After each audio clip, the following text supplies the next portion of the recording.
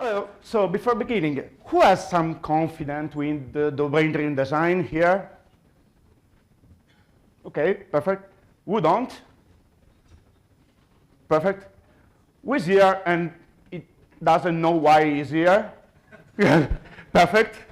Okay, let's start. My name is Davide Imola. I'm a software engineer at Carbon, which is a cybersecurity company that we made a platform for accelerating the analyst experience with artificial intelligence. As said by Philippe also, I'm a community manager at Schrödinger, which is a community and a no-profit company. And we make events, free events like this. We make an event in March that is called Open Source Day, and it's free for everyone, and it's an international event here in Florence. I'm located in Verona. Verona is a city in the north of Italy, and if you want to look something about me, there is this link. There's a link tree where you can find my socials, Blue Sky, LinkedIn, community references, and of course, so I have sticker for sticker nerds. Not so many, but it's fine. And if you're interested, this is my interest, the Kubernetes, Go, open source, barbecue, yeah, and cybersecurity. I try to ask always, which is the imposter here? No, it's open source. Perfect. This time I had 1 week to prepare the talk, but I decided to challenge myself a little bit. So I tried, as I am a little bit a nerd, I tried to start a talk that is sort of an history behind. Of course, it's not a real history, but it's like an adventure that our Gopher had to dive into this realm that is called domain-driven land. So, as any other story in the world, epic stories, of course, epic RPG sessions, there is once upon a time an epic journey began, a journey that would take us from Golang to domain-driven design. So our hero is, of course, the Gopher, because I tried to use the Rastassian, but I think it's not the right gadget, because yes, we are Gopher. And during his adventure, he stumbled upon a mysterious land called domain-driven land. But of course, as any other land, as any other adventure in the world, there are challenges, there are secrets to uncover, and of course, every single adventure has something to teach. So today, I am your bard for today, and I told you a story about this epic quest of Gophers gone domain-driven. Let's start about talking this beautiful, not illustrated domain-driven land, which is a land that focus mostly on understanding the domain, and the code is its faithful servant. Because, of course, you can't, as domain-driven design says, you can't write code if you don't understand properly the domain before. Because, of course, understanding the domain is important because you are starting modeling it and creating a software that reflects the real-world scenario and making it easier to reason about it and maintain it. Because, of course, if you have a software that is not equal to the real-world scenario, it's a mess. Because, yes, it's a mess. In this land, we have something called bounded context that are kingdoms. There are kingdoms, territories that are clearly marked. Of course, I invented 2 kingdoms. The first kingdom is Orderland. This is the bounded context, I say. In the kingdom of Orderland, for example, they are focusing only on one thing in particular. Of course, it's track of orders. So here the order has a very specific meaning. Of course, they are tracking the items included the order, who placed it, and the total price and the status. Orderland has a term that is called order ID, which uniquely identifies each order. And of course, every citizen of Orderland will know what is an order is, because of course they live in the same kingdom. The other kingdom is the kingdom of Inventoria, and yes, this kingdom is on the other side of the mountains, and there is this kingdom, but they don't care about who placed an order, who shipped it. Their interest in managing stocks, the inventory, making sure items are available in the right quantities, and restock it when needed. We can say they are the farmers of this land, because they produce and the other, they sell it. Of course, Inventoria has also a concept that is called order. But the order here in Inventoria is something really different, because it's not the purchase order that someone is making. Is another type of order, which is the purchase that they made from their suppliers. For example, I buy the meat from my supplier and then I sold it. But as you can understand, are two very different things, but they are also called orders. And they also have an order ID that is talking about which is the order, how many quantities they have asked, the costs, delivery dates, and supplier names, and other informations. One important thing is that inside of a kingdom, of course, it can be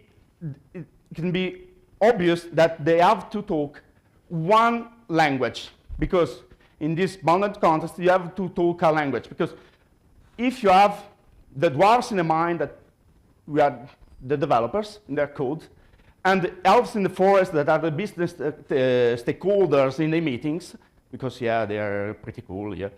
And of course, they can't talk in a different way, because, for example, if I talk with a business stakeholder and he says something, but for me is a completely different thing, we can't have misunderstanding and problems with the communication.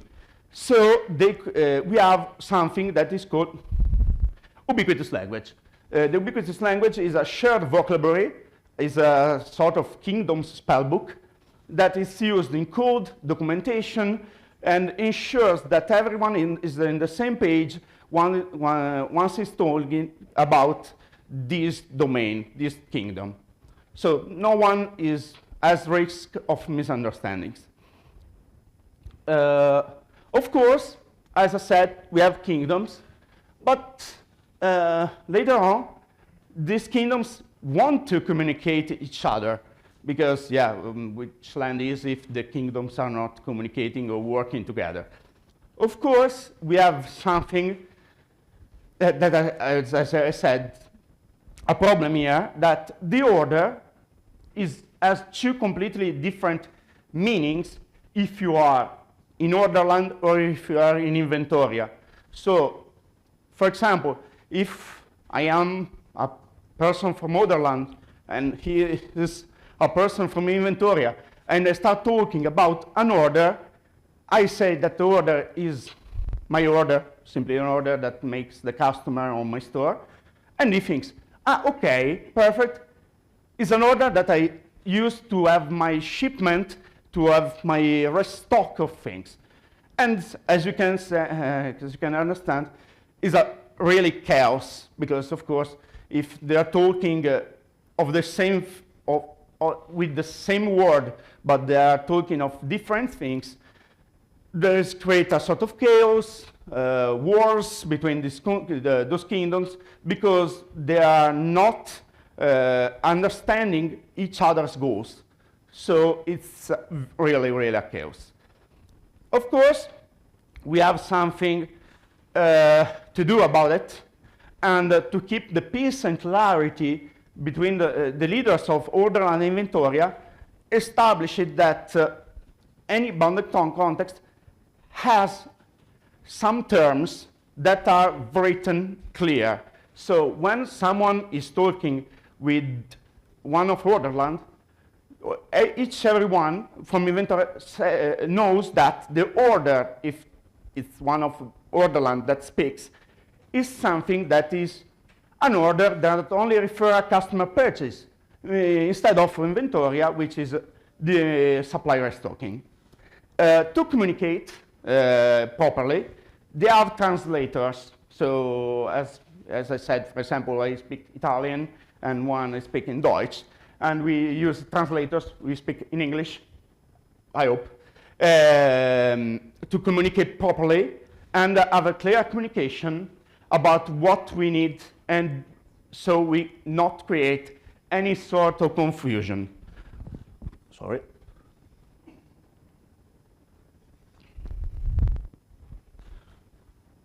Okay.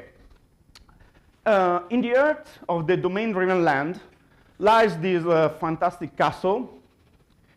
Yeah, it's always hand designed, not artificial intelligence made.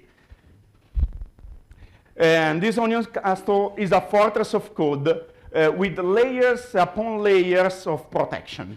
So each layers represent a different part of the domain, from the core entities at the center to the outermost service and interfaces. By organizing the code in this way, we can create a clear separation of concerns that ensures that each part of the domain is properly encapsulated. So, for example, if I made changes in the core, it only reflects in the core. So there are, as any other layer system in computer science that, for example, is OSI and stuff like that, if we change a layer, we don't have to change the layer down and also the layer above. The onion castle, as we said, at the core of this castle lies the domain. Here we find the heart of the domain, where the core entities value objects reside. Here we don't have any business logic or any external dependencies that are allowed in this layer. It's all about the domain and nothing else. And as you can see, this is an example of code of a domain, which is an order. An order has different data, and it has different methods. For example, method ship, which changes the status in shipped and updates the time, and also the cancel that cancel the order. Okay. At the surrounding the domain, we have a layer that is called application layer. Here we find the use cases and business logic for the derived applications. And of course, the really powerful thing about applications is that they work with the domain, so this one, the domain, and also they're working with other services. And at the outermost layer of this castle lies the infrastructure layer.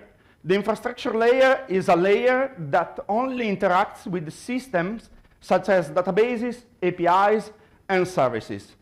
And they are passed down to application layer through dependency injection, like this one. This is a dependency injection. And of course, they're working for implementing the infrastructure side. For example, implementing the Postgres connection, implementing the HTTP protocol, and stuff like that. Perfect. And now the magic begins.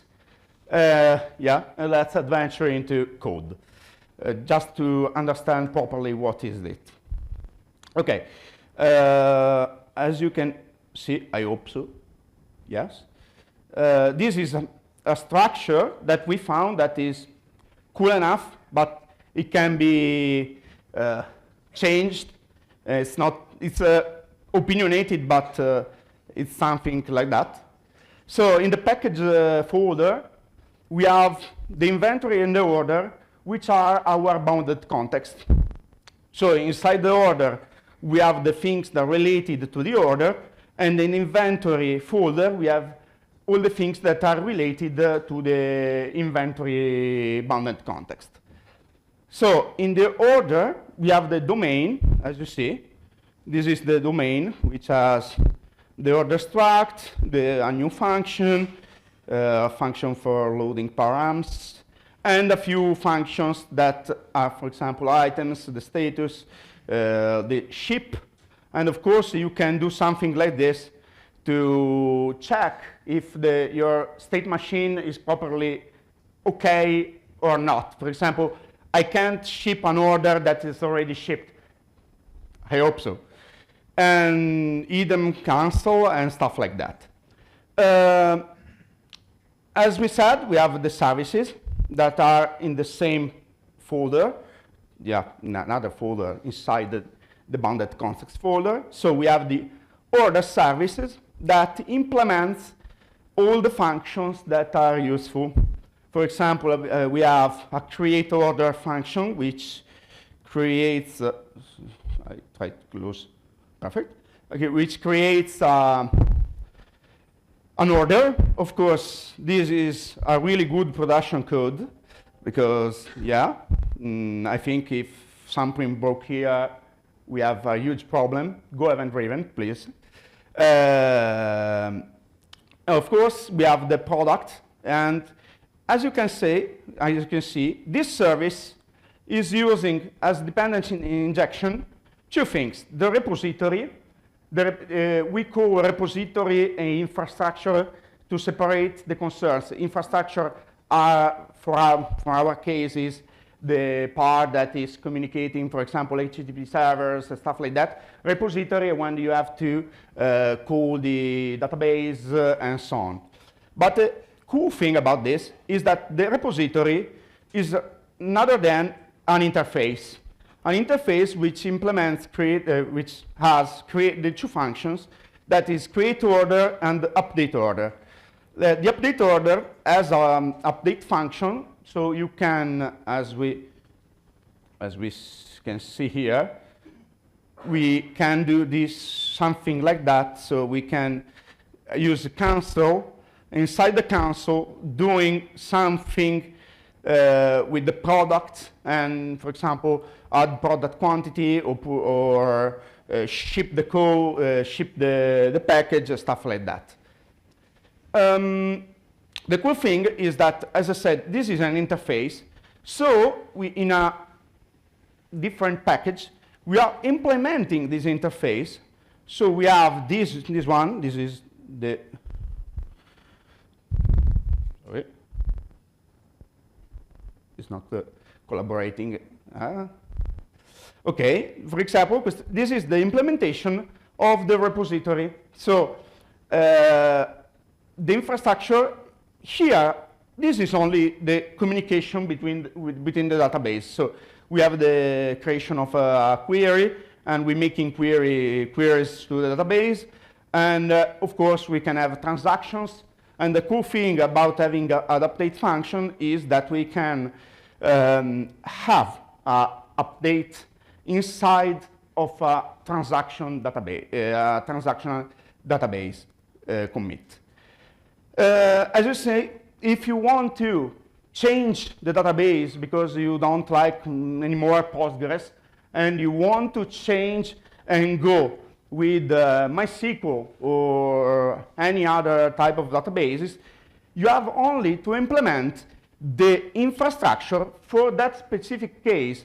And of course, you have to pass it when you're creating an order service.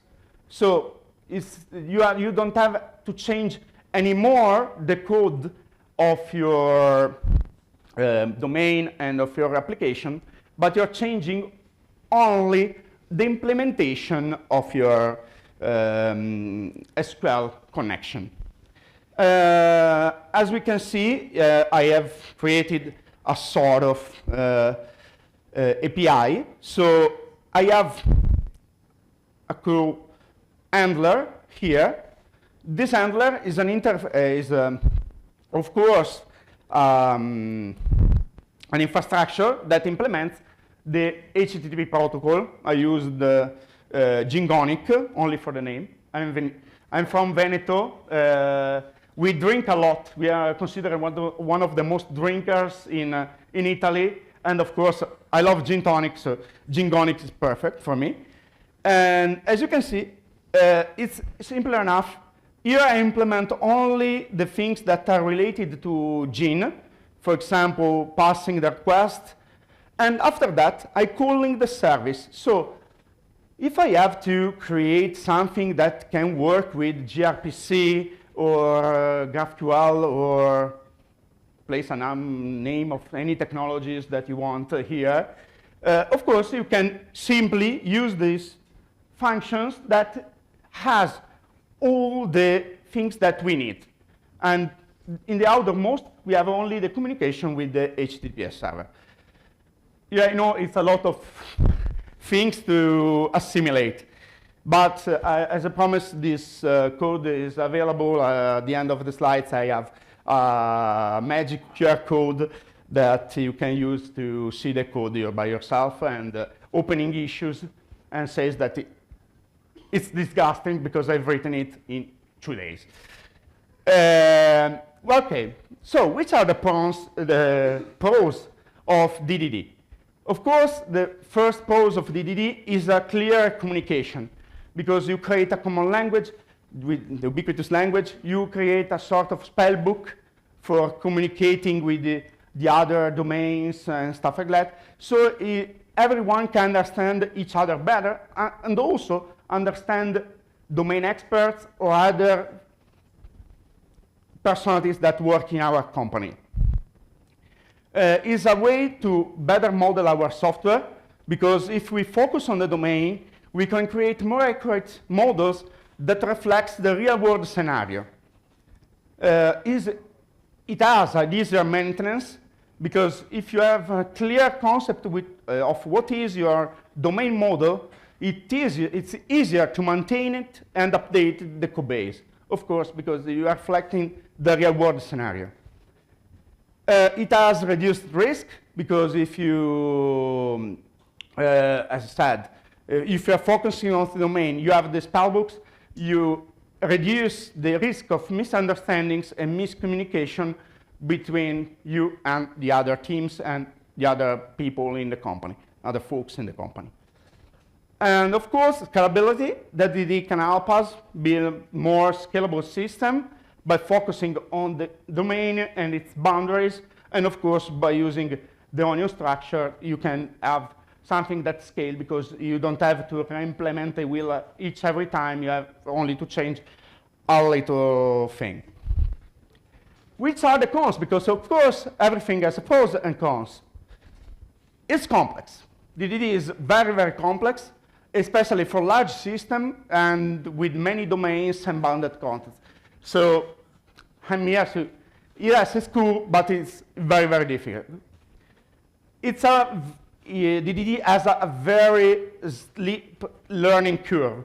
So it can take time to fully understand it, implement it, and it's very, very difficult to model the domain properly and stuff like that.